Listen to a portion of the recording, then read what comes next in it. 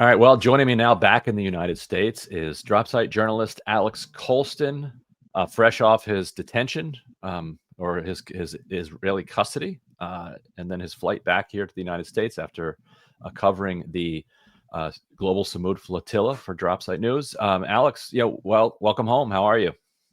Thank you. Thank you for having me, Ryan. I'm well. I'm feeling well. I'm feeling resettled back in the United States. In good spirits. I have like a lingering sickness, but Yeah, you were right before you got snatched. You were telling me that you had this really bad throat infection, yes. and you got some high-powered antibiotics just in time, but only, I guess, a first dose. Did you ever get a second dose before getting Well, grabbed? well, actually, it didn't require antibiotics, and so actually the antibiotics made it worse. Oh no! Why? What happened? um, it was Was it just a virus or? viral infection, and so I was uh, given the wrong medication, and so I was on these like steroidal antibiotics that did not help me at all, actually. Ouch. 2 days before interception, and then I just got gradually more sick, um, uh, even when I was in custody. So, Ooh. So here is here's your ship, the Sirius Haifa. Um, I think this is, and it gives a good sense of the size of this ship, which is pretty small compared to the number of people on it. So what are we seeing here? How long before you got grabbed is this? it had to be like 4 hours, maybe. Okay. We had like a final The sun is setting, so meeting. it's dark. Right. Go ahead. Yeah, it was the sun was setting as we were taking this final photo, and we had a final preparatory meeting. I mean, that morning we had been circled by two Israeli vessels, and so we were pretty sure we were going to be Mhm. intercepted that evening. So everyone was pretty much prepared for that to be the case. So we did a kind of like final photo because it Mhm. was probably the last time we are going to be together, and indeed it was. Um, so the photo is just a snapshot in time of that Mhm. moment. And So then how did you prepare to be boarded? well, so the protocols were basically already set in place, and we had done these drills, a dozen times before the real deal. And basically, the protocol was to muster at the front of the ship, at the bow of the ship, get our life jackets on. No one was allowed to move from that area. We were There was a strict chain of command from the boat coordinator, Bruno Gilja, who was my buddy, my Mhm. partner. So I was right next to him the whole time we were being intercepted. And um, the way it worked was that we had dismissed the captain and crew um, once we entered into these emergency preparations, and Bruno was technically responsible for the whole crew. So any like attempts at de-escalating with the Israeli forces or trying to negotiate on anything that fell to Bruno, and then by virtue of that, I was sitting next to him as all of that was going on.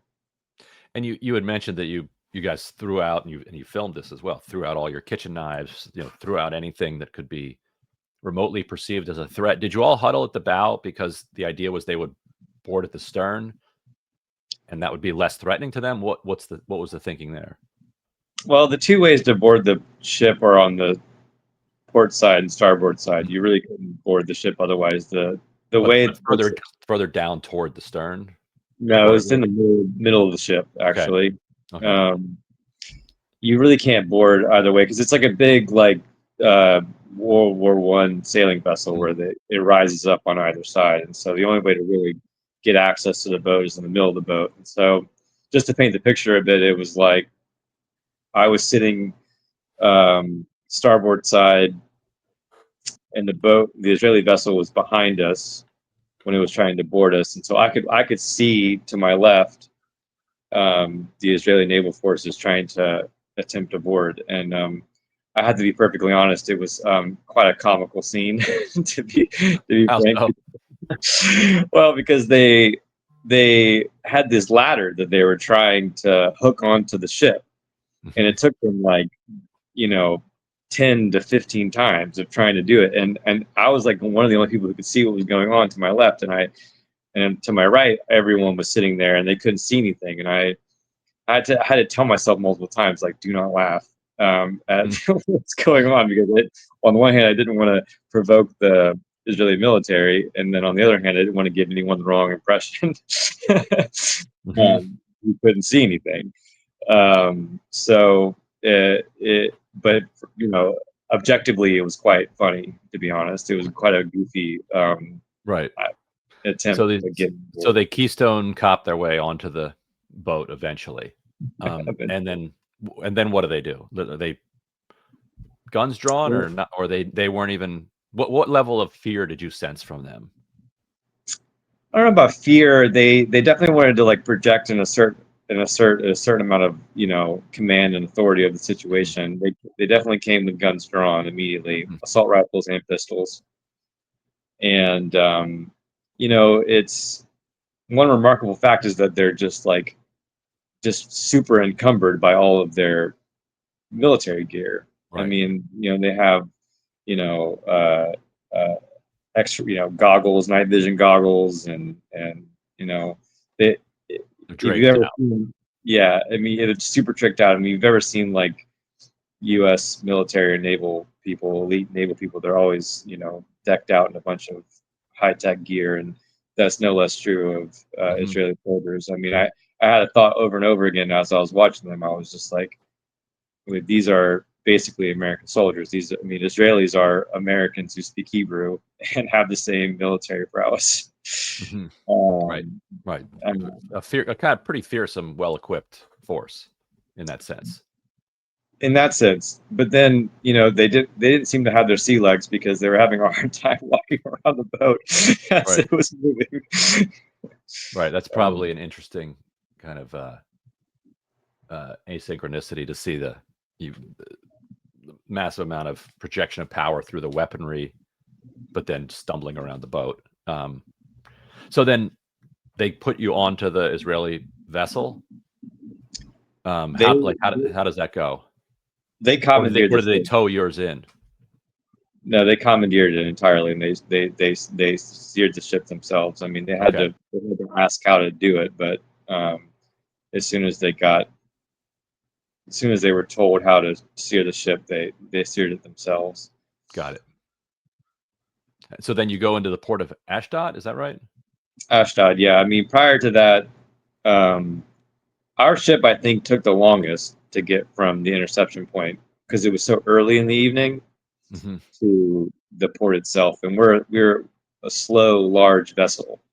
Can't really go more than 6 knots, and so it was very slow going. I mean, I don't know exactly how many hours, but just to give you an idea, they boarded around sunset, and we didn't get to Ashdod until um, late afternoon. So Oh wow, yeah, almost 24 hours. very Close. long time. Like, all right. So then you pull into the port. What do you see there? Like, who's waiting for you? Well, before we get there, I just want to say that they, you know, they were under, I think, contradictory orders, the best I can understand it, because when they boarded, a commander eventually got up on the deck and was like, um, we're taking command of this ship. Our mission is to get you home. We mean you no harm.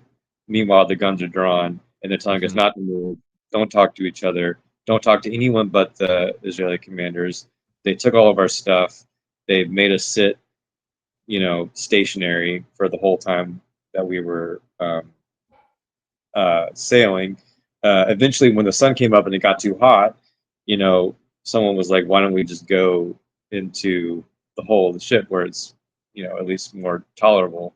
And at first, they were like, "No," but then, of course, again, they were in all of this like really heavy military gear, and so they were Right. also getting very hot, and so Right. we all moved down below because it was more comfortable.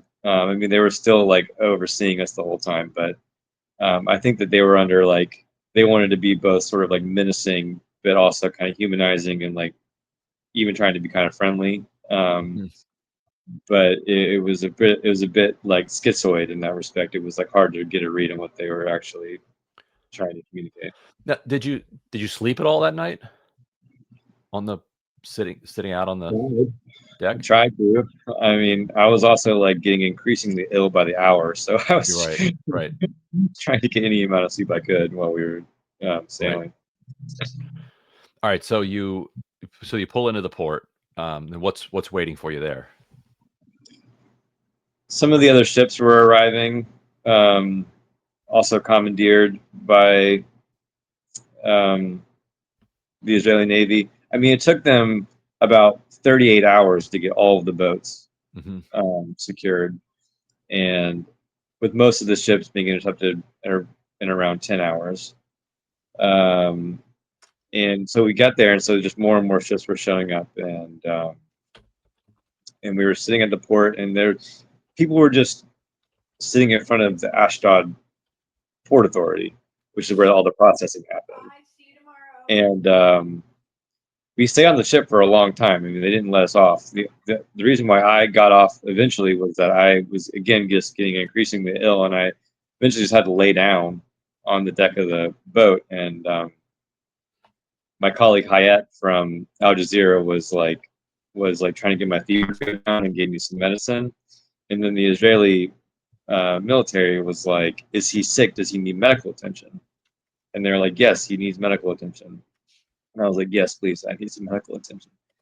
And so then they took me off the ship. But as soon as they took me off the ship, they pinioned my arms behind me and frog walked me to this like kind of cordoned off area where there were fences, but they were all had tarps on them, so you couldn't see behind them. So Hmm. when I got pulled behind there, they immediately like put me face down. Someone put their boot on my head and put me on my knees and like told me not to move or talk. Um, so I guess this was the medical attention I was being afforded. Um, They give you anything? Like, no. no. Okay. So then where do they send you? Well, I stayed there for a little bit. Eventually, I looked up, and actually, when I looked up, Greta Thunberg was walking in wrapped in an Israeli flag, and she was being sort of like pushed and prodded, and she sat probably 15 feet in front of me.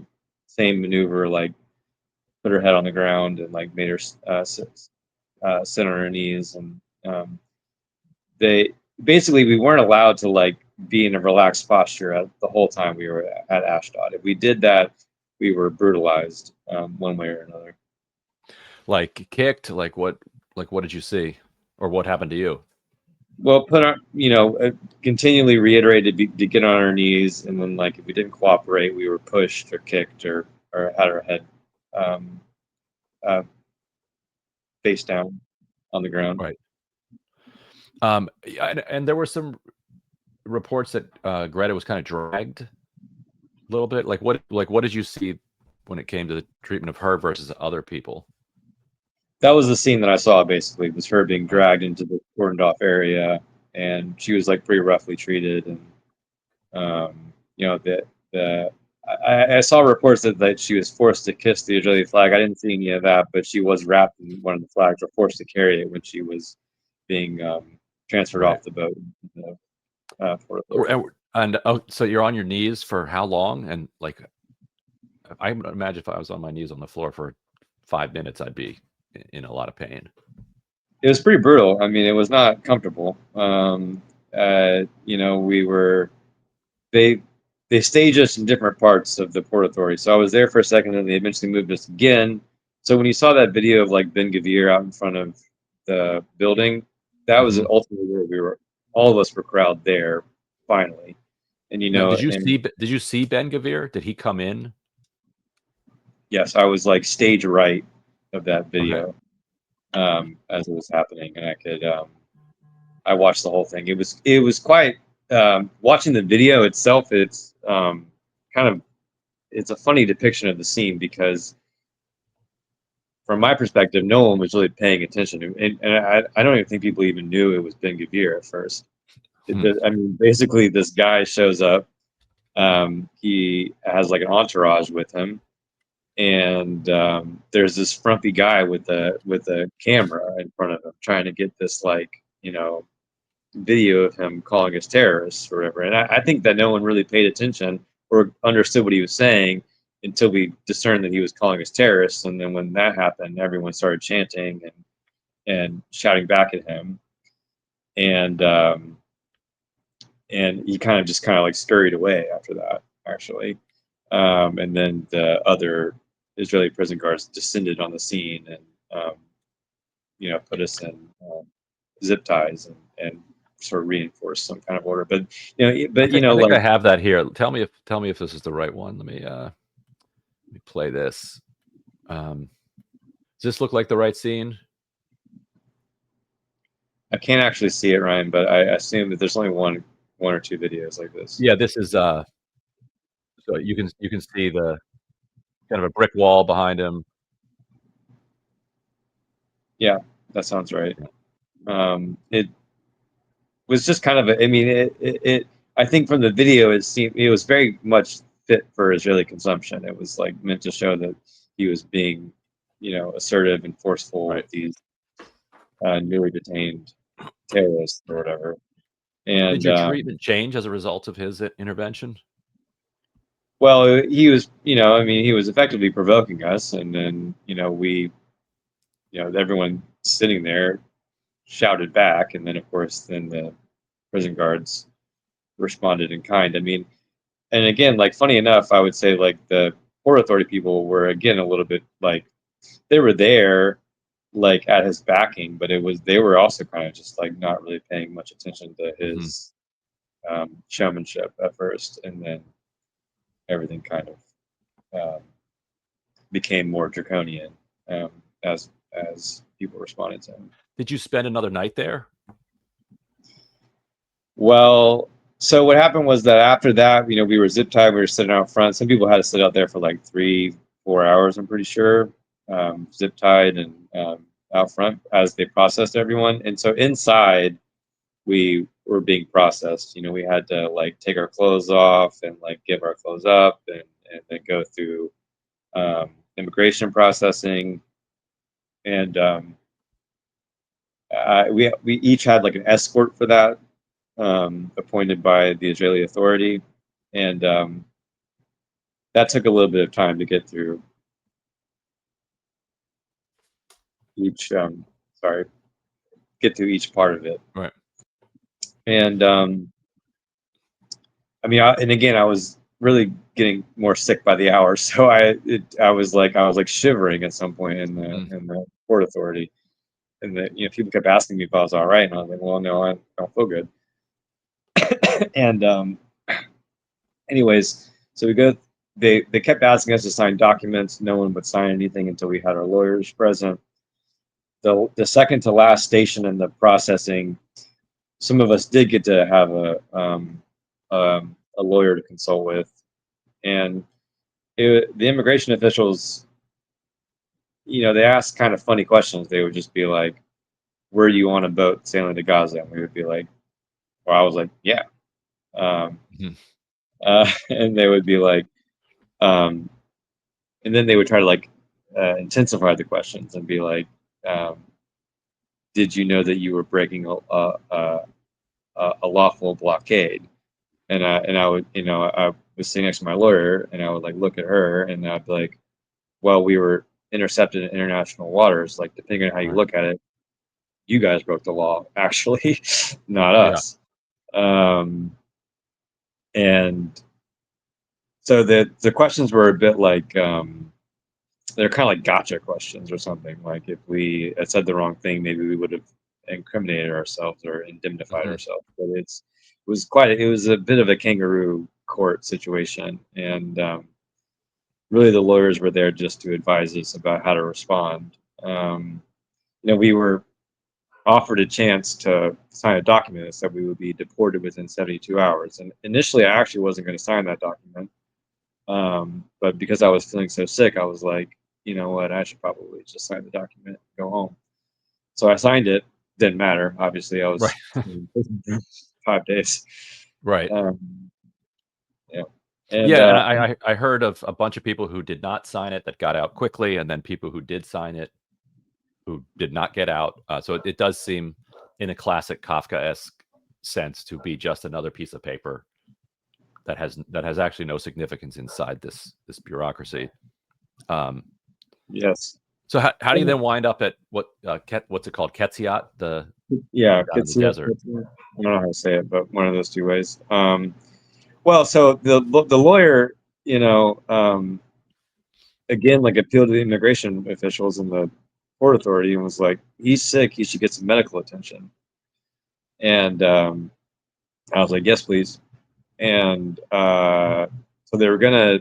So I was told that I was about to be taken to a doctor to get some medical attention before I was put on a bus to go to prison.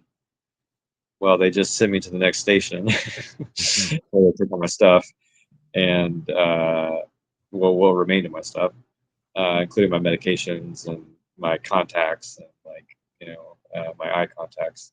Right. Uh, um, and they again strip searched me. They tore up the piece of paper with my lawyer's number on it, all that kind of stuff. And then the last station, I remember right before I was like to be transferred to the bus, an Israeli port authority or prison guard or whatever was talking to me, and I couldn't understand him, and I don't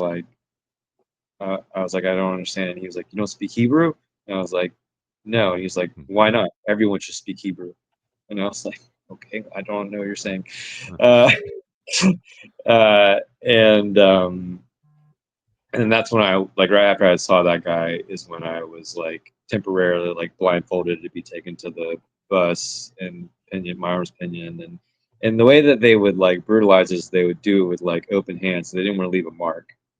Um, and so they would like hit us in the back of the head, or they would like push us, or they would like um, hit us that way. And they put zip ties on us. Thankfully I like not my first rodeo. I like kept my hands apart so I wouldn't Right. get them super tight. But some people like really had that had their ankles tied and their hands tied, and like definitely some people like lost like feeling in their nerves. And anyway, so I was eventually transferred to this prison bus, put on the prison bus, in isolating confinement. It was like very small chamber on the bus. Um, and it was hard to breathe in there. I mean, I was sick, but it was pretty difficult to breathe. Um, and then a Malaysian friend of mine who was on my ship actually joined that same exact isolating cell eventually, and we both were there. We were probably sitting on the bus while it was idling for like an hour and a half, and like in that time, I could hear other people in other isolating conditions like around me, and like one over or two over or something, somebody started to have like just a full blown panic attack, and was like demanding like to be let out, and was like hyperventilating, and you know I turned to my friend sitting next to me, and I was like, just stay calm. Like if we lose it, if we lose it too, like this is not, no one is gonna be okay. So like let's at least like just like try to hold it together. Um, I don't think they were ever let out, and Right. and so we just sat there, and again, like I kind of find, in hindsight, I kind of find being sick a little bit of a blessing in disguise, because I was just so exhausted that even in this really like tight confinement, I could like sleep a little bit if I adjusted myself. I mean, my back was on fire. I was not like comfortable, Right. to say the least. But and then I don't know how long it took for us to get from Ashdod tickets yet, but just to give you an idea, Ben Gavir shows up after the sun is set. We get processed, and then when we arrive to Kitsiet, it's basically dawn. Sun is out, Okay. and Right. so it takes basically the whole night to get there. And so then, what is Ketziat like? Well, when we arrived, we were putting this pin outside, so all the men were putting the same pin, outdoor pin, to be processed and admitted into the prison itself. And that's when we were strip searched naked and given prison clothes and all that. And I was told that one black detainee was like told to dance like a monkey when he was strip searched. A Palestinian man was asked to jump up and down when he was naked when he was strip searched. They treated us inhumanely from the jump, basically. And eventually we were admitted to the cell block itself. And by the time I got there, I was so exhausted. I slept probably the first 10 hours, and just tried to get as much sleep as I could so I could feel relatively better. When I woke up, my cellmates were like, "He's sick. He needs medical attention." And in my mind, I was like, "No, I don't want medical attention." Every time I get medical attention, something bad happens. Yeah. I don't want any attention at all. Pretty much.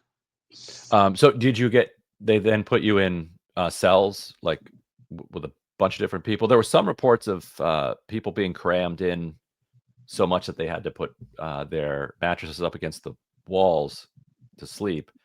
But what was your situation? Same deal. There was less beds than there were people. Mm-hmm. Sometimes less mattresses than there were people. There was no toilet paper. Some people said that there was brown running water in their cells. Luckily, our cell had clear running water. No idea if it was sanitary, but we drank it. Right. We had to. I mean, since I was sick, I was like technically like already not eating and drinking, and so when people were like, "We should go on a hunger strike," I was like, "I'm already on hunger strikes." Right. I've been on a hunger strike. But yeah, I mean, the conditions were not good inside the cells. So what happens for those 5 days? Are you in that cell the entire time? Do they take you outside, back into the main room? Like, how do you spend those 5 days? We were not allowed to leave the cells basically at all. So there was no time in the yard. There was no showers. There was no, I mean, I think looking back on it, and I think part of maybe some of the like weird formal legal processes, after that quote, is that like I think that they were treating us extrajudicially as terrorists. They didn't give us any, real consideration to our rights at all. And any kind of like concession they made, they did it begrudgingly. And I think they did it more and more because we were, inside the cells. We were discontent, and we were protesting and yelling and saying like one on Sunday, I think somebody really needed insulin. And so, basically people like raised a ruckus until that person got insulin. Another person needed a test kit because they were also diabetic. Some people needed heart medication, they didn't get that. And so like any concession we got from the prison guards was because we, became ungovernable basically, because they were already treating us, extrajudiciously. Now, did you see any Palestinian detainees, or were you cordoned off from the rest of the prison? I think we were cordoned off from the rest of the prison. I mean, we couldn't really. I mean, prisons as they are, they're isolating enough. There was no shared space or anything. I think we were separate from them. I mean, the couple times we were the 2 times we were let out of the cells themselves. One time was to see a judge for another kind of like kangaroo court hearing, which was actually kind of fascinating to witness because the judge seemed like a nice guy. Actually, he was just more like he was like, I'm here to hear your side of what it's like here, and he said, yeah, I think he said something along the lines like, maybe they'll listen to me. You want to hear from the judge? Yeah. Yeah. So we like Um, lodged statements and stuff to him, but I don't think it mattered. speaking of not mattering, when did you first hear from the U.S. embassy? So the And U.S. or did you hear it all?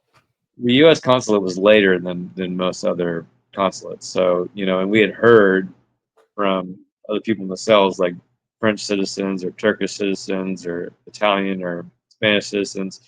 They had been offered, you know, uh, you know, chartered flights, and they were like negotiating with the prison guards to get better treatment, and they were so their consulates were actually like working on their behalf relatively more robustly than the U.S. consulate. U.S. consulate shows up, and they're like, we just heard about. I mean, I mean, the way I've been putting it is they kind of hit us with like a thoughts and prayers situation. We're like, we're so sorry this happened. Uh, uh, we're really, we're doing the best we can, but we have no leverage in the situation. And we were all like, what do you mean you have no leverage in the situation? Like, that's like, why Everything around here says "Made in the USA." Like, what are you? and it was really absurd. I mean, it was just kind of like, and they're like, well, we tried to get you like protein bars and water, and we're like, okay, you tried, so no, you didn't do that. And they're like, well, we have these privacy waivers so that we can tell your friends and family that you're alive, and we were like, cool, okay, sounds great. Yeah, no. um, So yeah, I was in touch with the embassy pretty consistently, and it took multiple emails, and finally they did respond saying, that you guys were alive and were receiving services, but it was clear that there was no evidence that that they were energetic services by any stretch. So then, how do you finally get out? Like, what's the how are you told like, okay, we're done? Yeah, I would say that we did not receive any services. I mean, or if they were, I don't know what they would, which ones they would refer to as Yeah. the service.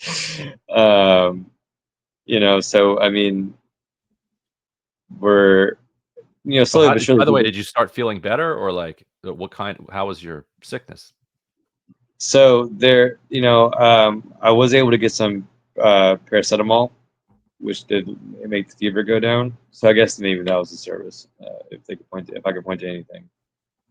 And so the fever Something. did go down. Yeah, it was not nothing. And I started to feel a bit better. By the time it was like Monday, they, of course they also like, but they would burst into the cells and they would wake us up, and they did not make life comfortable for us in any meaningful way. But by Monday, people had started to filter out.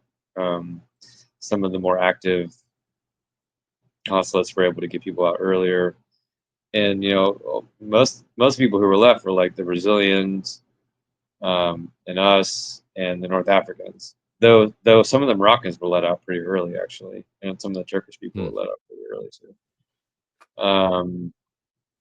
And so there wasn't that. So we were among the last people released, and I think the way that I think about it now is that it's yes, I think there was like negligence on the part of the U.S. consulate, but I think that like the other governments recognized that I think Israel were a threat to their citizens, and the U.S. I don't think they thought of it that way.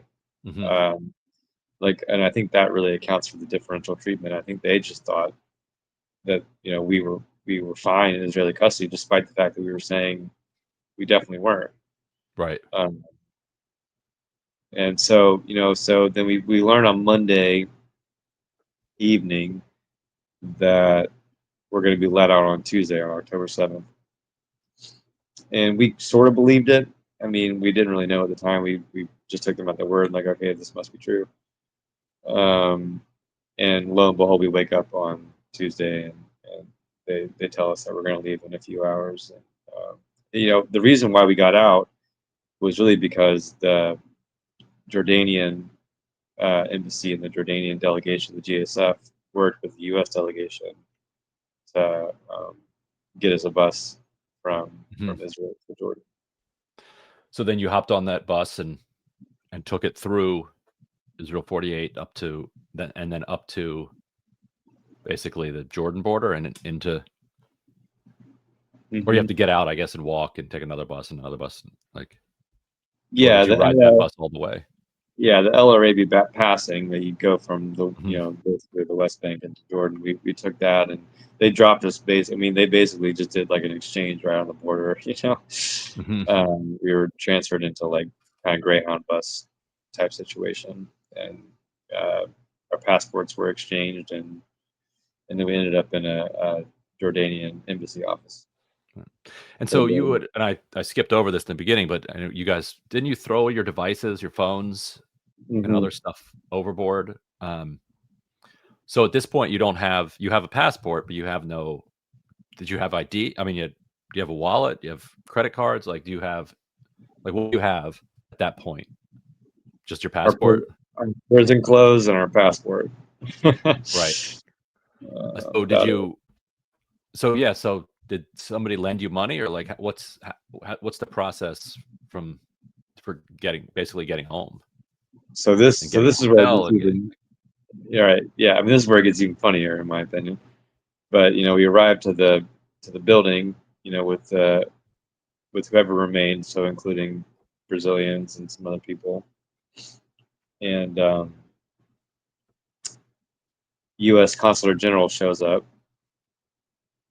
And she she pulls us all together. We're all standing there, all the U.S. citizens, and she opens with something like, "I just heard about this a couple of days ago. I had to get up really early yesterday. We had been working around the clock to get." She's with the Jordanian embassy, or whatever. Working around the clock to get here, and um, I'm sorry to say we can't get you any flights.